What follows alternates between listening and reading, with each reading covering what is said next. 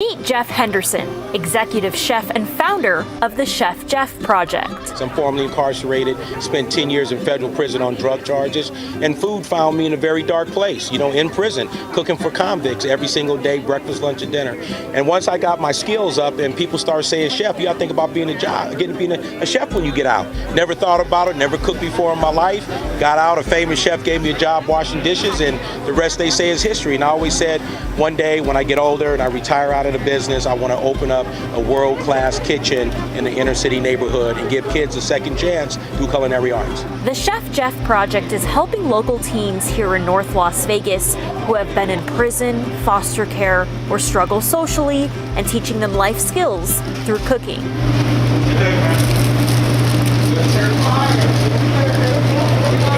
You got kids from different gangs working on one dish where there's meatballs. So you got a kid from one neighborhood, another neighborhood rolling meatballs together. They start communicating.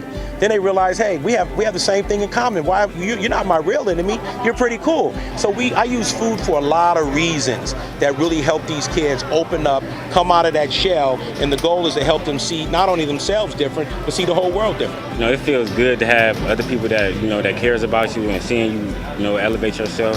Like Tommy, Tommy, he doesn't like talking to people really. He got a lot going on at home. Like, other night he had some other stuff going on, but we all just being here for each other because you never know. Like, we couldn't even be here. There's people out here homeless and all type of things, so we just trying to build each other up. Today, Chef Jeff welcomed Raiders tight end Darren Waller to come listen to these young chef stories and have the opportunity to share his.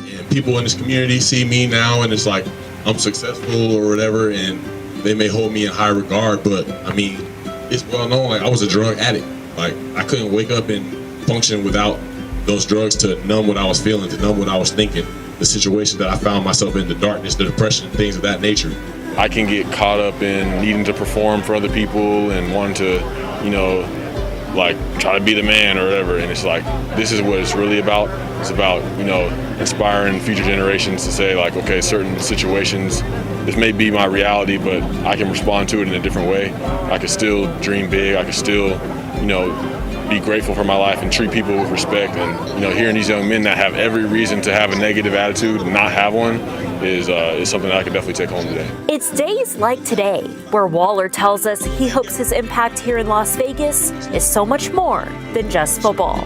Football is great. I enjoy it, but at some point, the game of football will be gone, and that doesn't define me. It's something I love doing. It's something that enhances who I am and just with the things that are required to go to work every day. But football is not who I am, and having purpose in my life and drive, things like this help me when I don't have motivation some days. Some days I'm like tired or out of it, but it's like I'm committed to serving other people, and there's nothing better than serving other people. It's like catching a touchdown doesn't compare at all to somebody saying that they were impacted by my story, or the feeling that I got listening to these kids speak today, and it's way greater. It's just on a whole different level.